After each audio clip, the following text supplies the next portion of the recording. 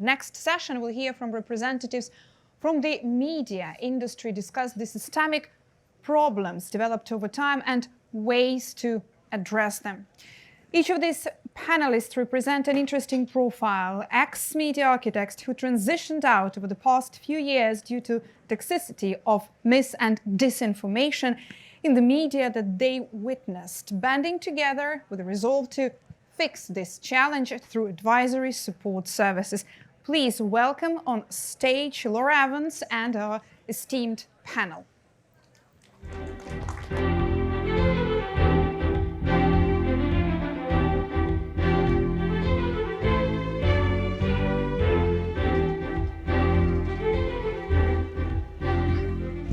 Hi, everyone. Hope it's been a lovely day of lots of good information, and we're going to talk about misinformation now. And as you heard, we all were former newsies and decided to leave. We were tired of talking about terrible things every day and tired of seeing what the changes were that were kind of deteriorating newsrooms from our perspective. There are a lot of newsrooms that are doing a lot of good, that are really working to change this, but we're going to focus on what we know from where we were. My name is Laura Evans. I'm a former anchor and reporter in Washington, D.C. at the local Fox affiliate. I started a PR company called Laura Evans Media when I left news about 6 years ago. And we focus on solutions. And so let me introduce my fun panelists and also my colleagues. Daniela Sicuranza, she is a former assignment editor, satellite producer, and White House producer at Fox News Channel. She is now our senior writer and producer and director of outreach. And Jennifer Davis, next to her in the red, is a former reporter at Fox 5 with me. She also worked at the Fox News Edge, which is the affiliate services producer for all, or produces all the affiliate content for Fox affiliates across the country. She worked also at CNN and at Hearst, and she is now our COO and executive writer and director of strategy at LEM. And Sheila Jaskot, former producer, planning editor, also at Fox 5 DC, also at CBS News, at Matter of Fact with Soledad O'Brien, and at Hearst, and she is our media logistics director and producer. So thank you all for trekking up from DC for this. It's just such an interesting topic about misinformation and media bias, this crisis that we're in right now. It was really one of the reasons, like I said, that we all walked away, and I think a lot of the reason that we didn't go back. Research shows we're not the only ones. It's a huge problem. 94% of journalists say made-up news is a significant problem in America today. That's from a recent Pew research poll, and 95% of Americans agree. So the question is, what exactly is misinformation, and what are the realities around this? And we had some pretty interesting conversations offline. But Jenny, why don't you start with what is misinformation? It's not always malicious. It's not. I'm going to give you my perspective as a reporter. I was a TV reporter for 20 years. I did print too. And so certainly there's all that fake news that we hear about that the last panel was talking about. But as a reporter in a newsroom, what I was struck by was how often it happened in ways that you could not control, that were systemic and logistical and operational. So my father's a lawyer. I was raised to dot my I's and cross my T's. I believe in all those journalistic principles of double sourcing and making sure you have both sides, and fact checking and citing everything. And I could be really positive that the story that I put out on a 5 o'clock news show, for example, was truthful and good. But news organizations are vast, and it's like a giant game of telephone with a lot of cooks in the kitchen. And so I could make sure my producer knew the facts and that I knew the facts, but then somebody else would come in and write the 6 o'clock piece, and someone else would write the 10. There's 3 to 5 people probably rewriting the scripts in the morning. The digital pieces were written in an entirely different state generally for the umbrella organization. That person probably had never even been in DC where we were. And so there were little mistakes that would happen all the time that were very frustrating. They would reflect back on you. You know that people have a view that there's a bias in the media, and it takes a toll when you really are trying to do positive, truthful work, and just systemically there's a problem. I think the other thing that people are often surprised by is how little of my day was actually spent news gathering. And it's just one of the logistics of a newsroom. I think the fact that I know this now on the other side is just a superpower in terms of the work that we do. You start your day in a newsroom with a meeting. You have to leave a lot of time at the end of the day for script approval in the world of TV, and for the piece to be edited, for you to get to your live shot, for the live shot to be set up. It was very typical for me to have maybe an hour to an hour and a half of actual news gathering time in an 8-hour shift. And I would get dropped down on a different topic every day. And we're not just talking about this, this game of telephone, but also the negative news. I mean, it's just the constant barrage of all that's wrong. And because it's easy. It's easy to gather, it's easy to go to a breaking news story, and it's going to get a lot of clicks. And we really need to remember that news is a business, and you want to get the clicks, you want to get the viewers, the readers. And so what is going to get that attention? And I think there are a lot of organizations that have gone down that hole of really focusing on the business piece. From the logistics perspective, there's nothing easier to cover than crime. And that's such a sad fact, but we're in DC. If I had one expert on an issue story in Northern Virginia and one in Maryland, did I even have time logistically to drive and get them both? You can't Zoom everyone. News directors don't like that. Versus going to a crime scene, everything you need is there. The police are there, the witnesses are there, the video is there. It's one of those, sort of hard truths that it's easier to gather news in those breaking situations. So you and I worked in the field and in the studio, and Daniela and Sheila, you both worked mainly in the newsroom. You were out in the field too, producing things all the time. But let's talk about the perspective of being in the newsroom and some of the drivers of misinformation, the systemic issues that you've seen in your time. Sheila, why don't you start? Well, I think that, it goes to, I feel like that, everybody knows that there is a problem with misinformation and disinformation. That's indisputable. But I feel like that we are the reality, is that when this stuff comes into the newsrooms, we have so little time to get the information and get it right. And once you get that assignment, the clock starts. And if you're leading the newscast for the evening news that night, it's got to be ready. Yeah. So I think that in that case, that sets up the blind spots that you don't realize that you have, but the blind spots are there. When I need a AP image of people on Wall Street because there's been a market crash, but I need the market workers on the floor, and I'm looking at the images and I'm looking and looking and looking, and I always try to be very aware of making sure that there's some diversity, that everybody is represented in the images or the video that I do. And so when I look at Wall Street, I can only find the white men on the floor, and that's just not the reality. But I don't have time because it has to get into edit. So that's the stuff that gets onto the broadcast, into the stories. And you also mentioned headlines too. There was an interesting conversation. We all scroll, and we're scrolling. There's a headline that gets your attention, and you might forward it to somebody else, which is a real problem with spreading that misinformation. But I'll just, one example that I have is that, for example, I saw a headline recently that Kevin McCarthy orders impeachment inquiry into Joe Biden. Now, that's a fact. But it would be just equally appropriate to say, despite Republicans having uncovered no evidence of wrongdoing. Now, that second part of that headline is usually in paragraph 14. So that sets up all the misinformation that it's not malicious, it's just that it's the reality is that both parts of those sentences are true. It's telling really half the story, right? In one because in the interest of being quick, right? And we're the gatekeepers, so right, exactly. It's not intentional, but as a reporter, I never talked with the people who wrote the headlines or the teases. They're not in the newsroom. They're in an entirely different part of the building. There are some shared documents. I'm doing handover notes, but it would be infuriating to me sometimes at how my stories were teased or what the print work I did, what the headlines were. I was not asked. It's just one of the ways they're done by separate groups, and it certainly is a driver of misinformation. And it's frustrating, I think, even to the people inside news because it doesn't always reflect what you found in your news gathering. And that goes to your role as kind of seeing the evolution of 24-hour news, cable news, and media has certainly gotten such a bad rap, across those lines. But what are the systemic constraints that you saw, Daniela, in your position as a package producer, as a White House producer? Sure. So, I'm definitely aging myself by saying I've seen the evolution of the 24-hour news cycle, but I actually was there for it. So, but now that there's definitely been benefits, obviously, to having more information more accessible to more people at any given time. But now that I've been able to take a step back from it and look at the bigger picture, both as a consumer and as the storytellers, the work that we do, I can see that there's been a real price to pay for that sort of barrage and the rush to information. And I think that the price is paid by the consumer. And as for constraints, you touched on the two big ones, which are definitely the ones that I experience the most, which are lack of time and lack of resources. And I like to share the sort of the timeline of what it's like to, say, be Jenny's producer.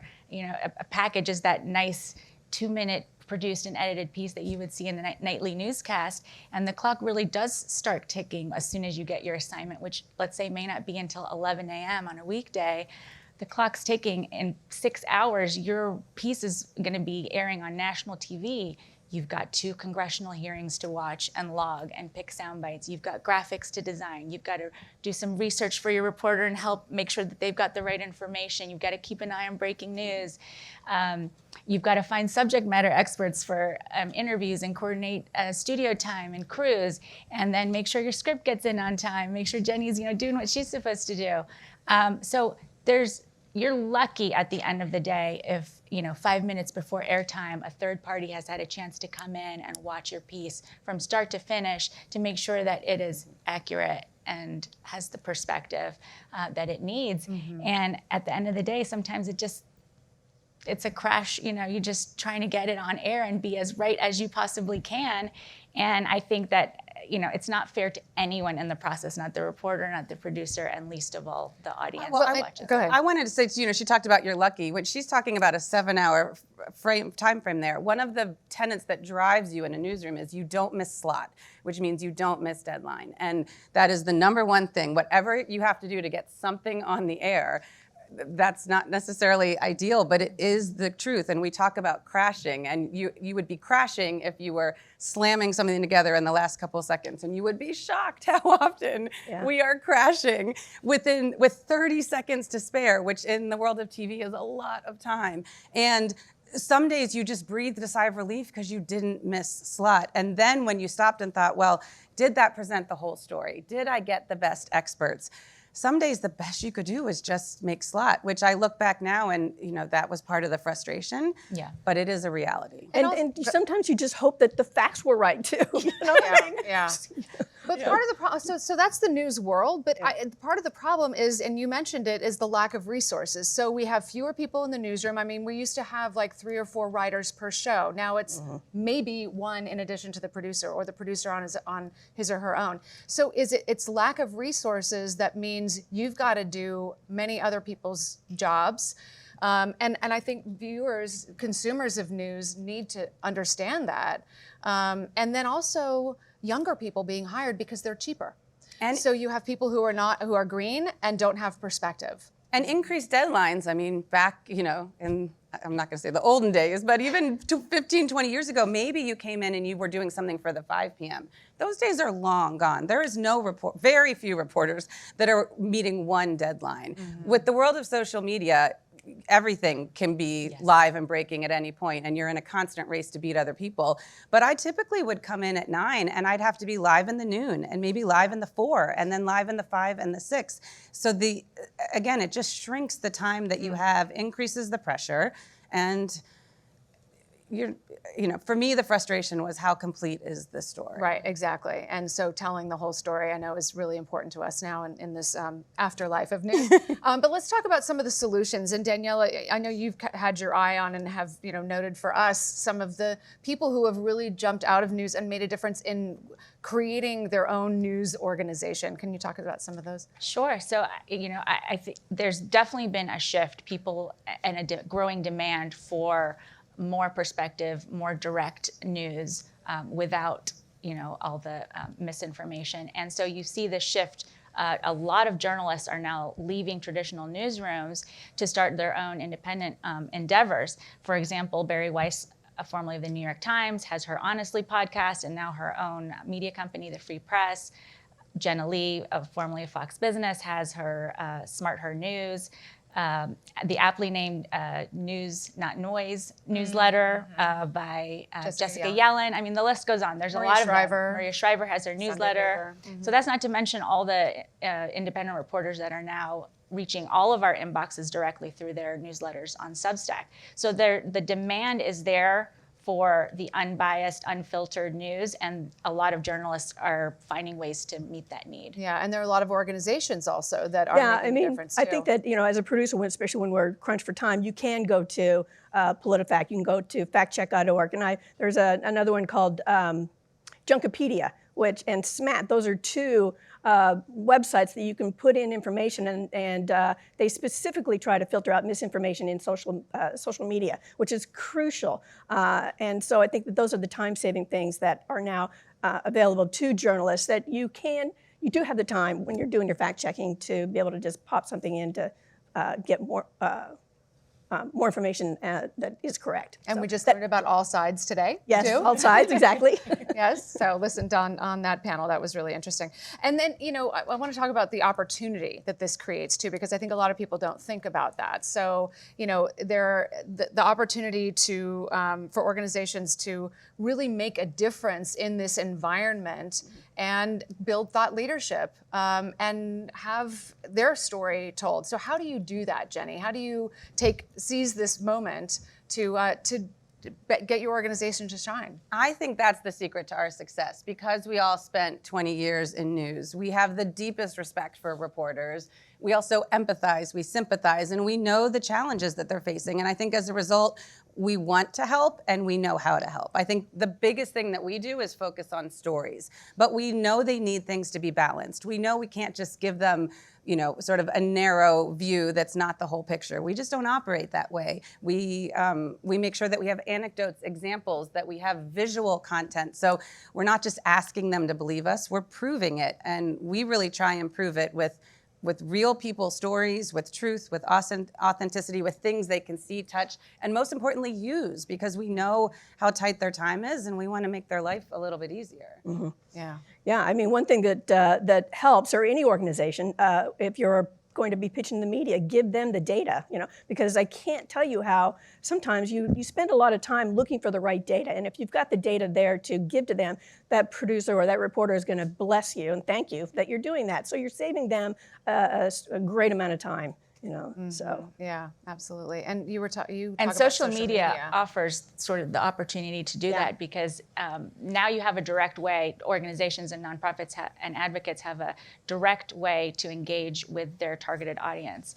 And that's a really unique opportunity. We now have a lot of research about which social platforms certain demographics lean into. So you can really hone in on who you're trying to reach. If you're trying to reach women, maybe you lean into Facebook a little bit more, or you're trying to reach young people, then maybe you'll lean into TikTok. So when you put that really targeted audience outreach and put it together with really thoughtful content, issue-focused content that's accurate, informational, really compelling, that's your opportunity to be creative. That's a great opportunity to build trust with your audience as an organization. And I think ultimately that's what everybody's looking for, that greater brand awareness that's authentic and accurate. Yeah, making sure that the whole story is told. Jenny, we were talking about how it's important for organizations to choose where, and you mentioned this a little bit with social media, but where they're pitching, where they're placing their stories. How can you be a more responsible promoter of your work in choosing the right place? Diversify. So many organizations put things on their website, and that's what they use. And it's such a mistake, because people have to come to your website. It's okay for it to be one part of your strategy, but if it's all of your strategy, you're just not going to reach the people that you need. And in this day and age, as Daniela points out, social media, news media, everything's digital. It all kind of runs together for the consumer, because they're just consuming it all at the same time. And that's a real opportunity for organizations. So pitch your op-eds to news media. Also have a page on Medium and be doing your own blogs, not on your website, but on Medium, where people and reporters can find them. LinkedIn is, there's a lot of articles lately about how amid all the social media turbulence, LinkedIn is where all the cool kids are right now. Some of us think we've been there a long time, but you can do original articles there. You can connect with people. You can do posts. Bring the data, bring the stories, spread it around so that you're really reaching out to any, you need multiple places where people can find you. And I love this because, I think when we've all first started in quote unquote PR, that's the dark side from news because, we were all bombarded with pitches, hundreds of them daily.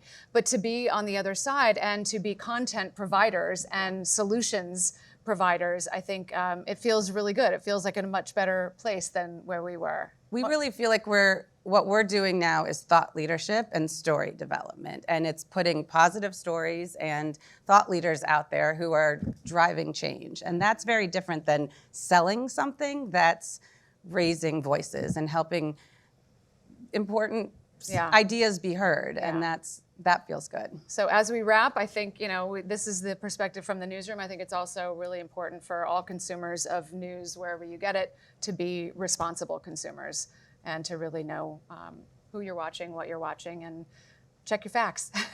Seriously. Thank you very much. Thank you. Thanks.